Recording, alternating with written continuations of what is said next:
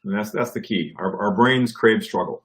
All right. And the second you stop struggling up here, it's over for you. And so anything where I can struggle well creatively, and help people, live my mantra, contribute, challenge myself, be a part of something, that is what excites me, whether that's Battier Take Charge Foundation or doing a great talk with a really smart guy here.